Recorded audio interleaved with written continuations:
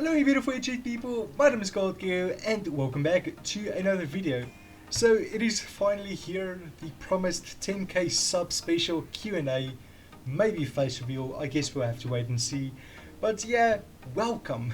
So I just want to point out that there was a crazy amount of questions. I did not expect that many questions. I was thinking like 5, maybe 6 questions, but yeah, so unfortunately I had to cut out some of the questions and bundle some of them together. So if that was your question, sorry about that, it's nothing personal. I just didn't want to end up with a video that was too long. But yeah, without further ado, let's get into this 10k sub special. So we're gonna start off with a question that I actually get asked quite a lot, and that is, where are you from? Now, I am from a country called South Africa, which is actually located in the south of Africa. So if the name sounds familiar, it might be because this is where both Nelson Mandela as well as Elon Musk is from, and yeah, it seems quite a lot of people know about those two people. For our second question, we have, what do you study?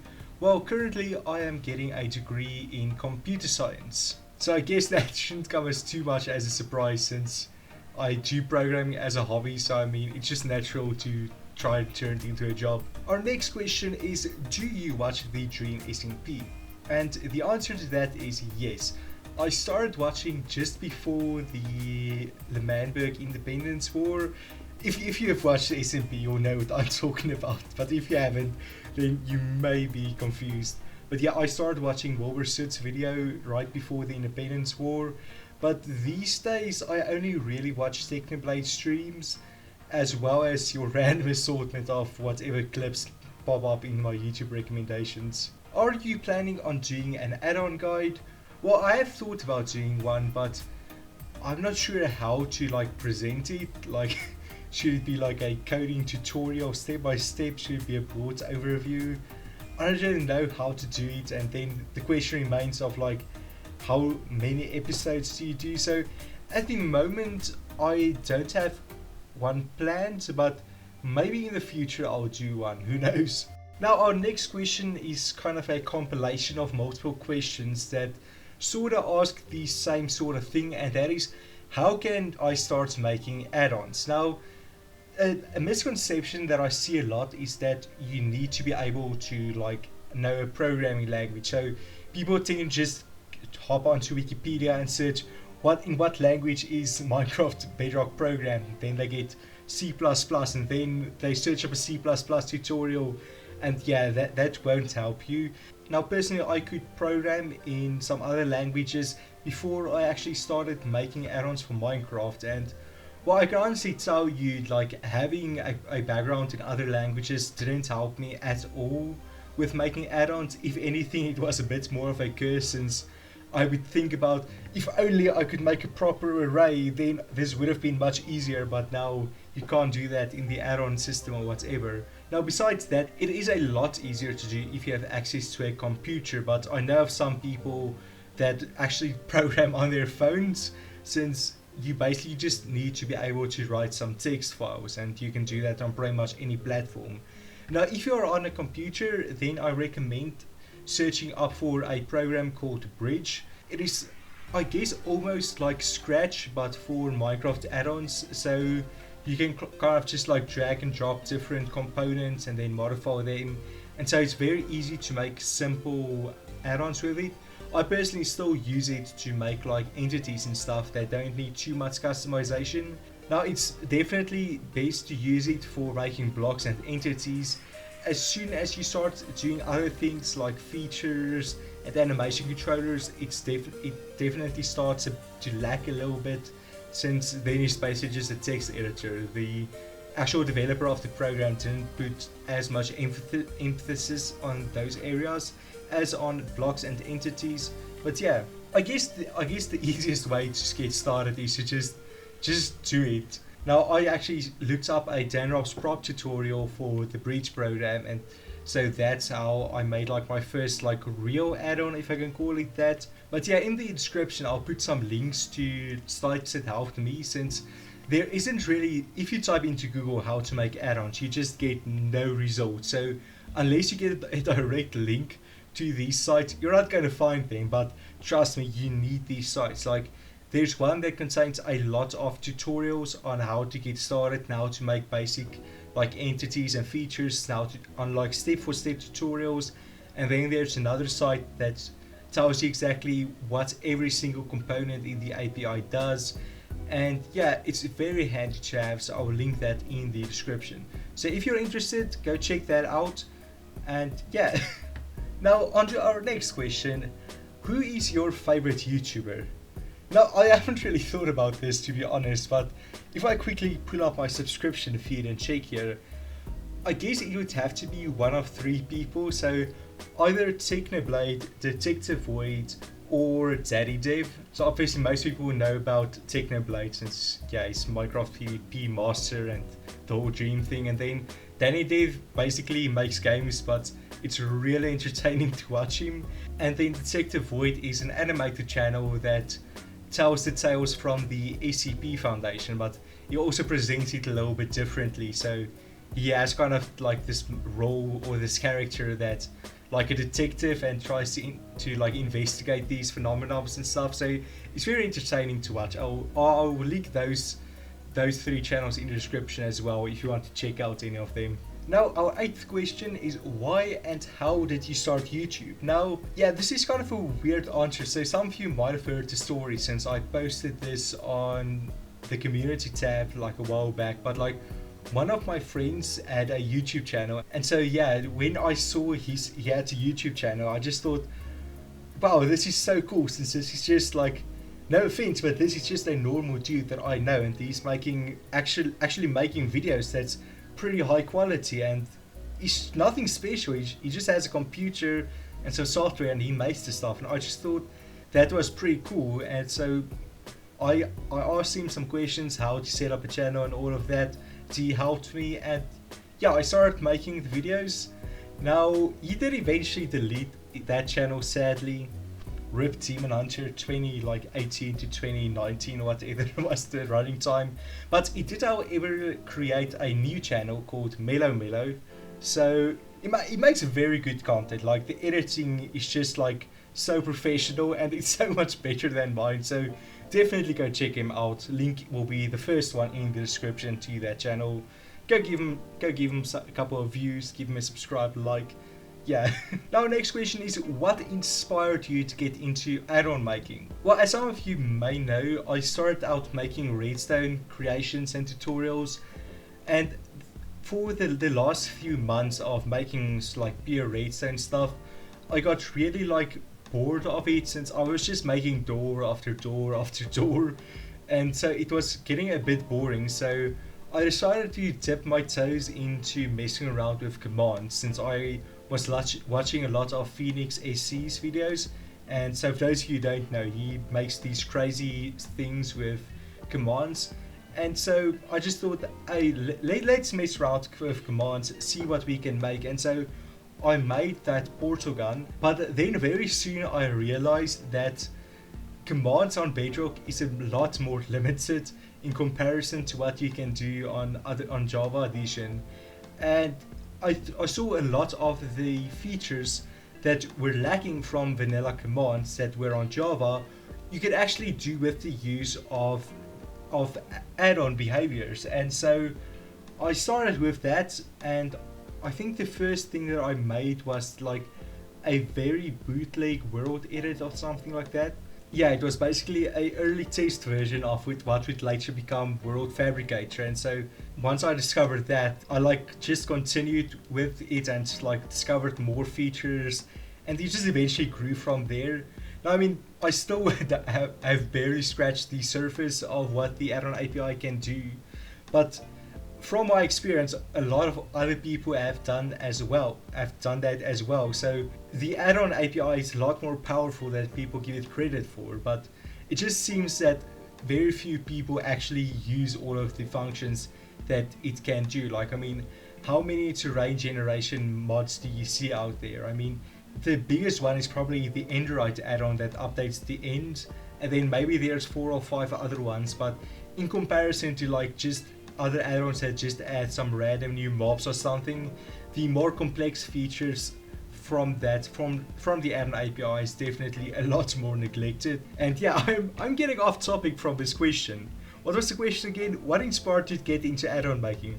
Okay, yeah, so the short answer to that is I got frustrated with how limiting the commands was, and yeah, I learned how to make behavior packs instead. That's the short answer of it. Nothing special there. What do you think about the add-ons that copy Java mods? Well,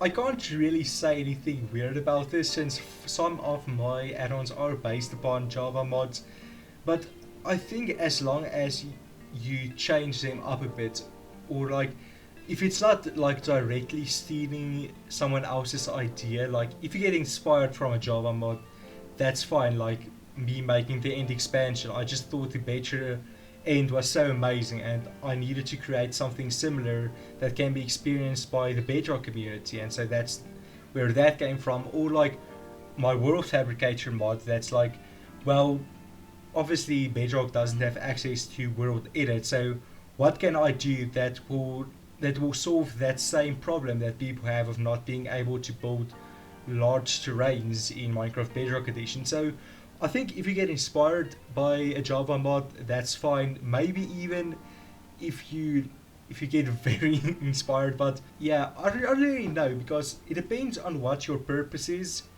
If you just straight up like port a mod over and you try to take credit for it completely for yourself, then that may be a bit dodgy, if I can describe it that way. But yeah, I guess I don't really feel any strong opinion towards like getting inspired from Java mods. Question number 11. What are your top 3 games now? I've been thinking about this for like the past 5 days non-stop because I just can't make up my mind. So I'm going to give you the top 4 games in my opinion in no specific order. And that has to be, say, Celeste, Shadow of the Tomb Raider, Assassin's Creed Odyssey, and then The Art of Rally. Now, originally it was just the first 3, but then earlier this week I bought The Art of Rally and I haven't been able to put it down since then, and it's just so fun and addicting to play it. But yeah, so that's my 4 top games. Our next question is, what programming languages do you know? Well, I can write code in C# and then also in Python. C# I can't really write on its own, I use it alongside with the Unity game engine.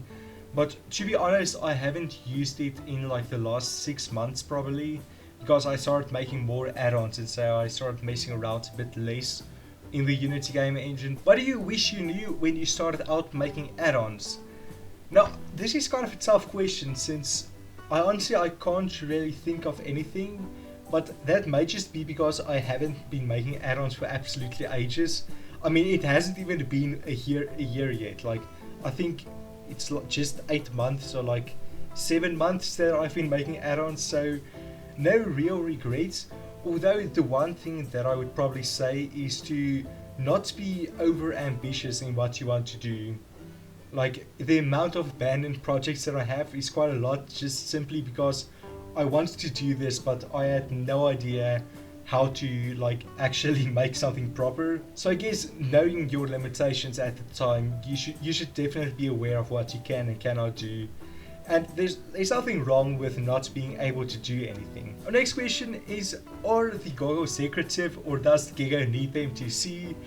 Well, honestly, I just thought they looked kind of neat, and since I don't know if the skin pack is actually still available, but on the old Pocket Edition version, there was a skin pack for a skin for the Redstone engineer, and he had goggles, and so I assumed, well, obviously it's redstone dust, so you don't want to get that dust in your eyes, so you're going to need safety goggles. And so yeah, goggles on the Gecko, because I started making redstone. I guess now they are kind of pointless, but I do have glasses in real life, so yeah, I guess that's some purpose. I don't really know. Do you play mobile games? Well, not as many as I used to play. Before I got a computer, like, I was a straight up mobile gamer. I had like hundreds of games on my phone. But these days, I only really play Clash of Clans still because I love that game. Here's my base on Town Hall 11. Yeah, so I guess that's the only mobile game I still play. When I'm on my phone, I'm usually scrolling through Reddit or something, not really playing games as much. Which would you pick, Redstone or addons? It's just kind of picking between two children here because I love them both, but as I mentioned earlier, I did get burnt out on Redstone. I don't think I will ever do Redstone again on this channel unless it's part of an SMP and I'm doing like a super smelter in the SMP or whatever. Just simply because add-ons do a lot better on YouTube than Redstone creations do, and especially if in comparison to how much work it is. Like, don't get me wrong, add-ons still take a lot of work, but something like my word processor that took like 2 full weeks to do, and then yeah, it got like 200 views in comparison to something like my dynamic lighting add-on that took like 6 hours or 7 hours to make, and that got 28,000 views, and is actually still getting views where the word processor just kind of collapsed after the first week. So I don't think I will ever do Redstone on the channel at least, but I still, also, on occasions I still like to mess around with it and make a door or two. But yeah, on to our next question. Simply, mountains or caves? Well, I'm going to go controversial and say mountains, simply because they look so amazing, and obviously you spend more time above ground, so the odds of finding a mountain is going to be much higher than finding the caves, because unless you go searching for the caves, you're not going to find the caves. But the mountains are just so cool in my opinion. I mean, it's a bit bland at the moment, but there's so much potential there. Our next question is, do you like our suggestions for Gecko's Gizmos, and will you implement any of them? Well, the answer is yes and maybe. So far, I've got some really good suggestions for it, and I do plan to implement some of them, and especially base some of my own ideas off of the ones that I got from there.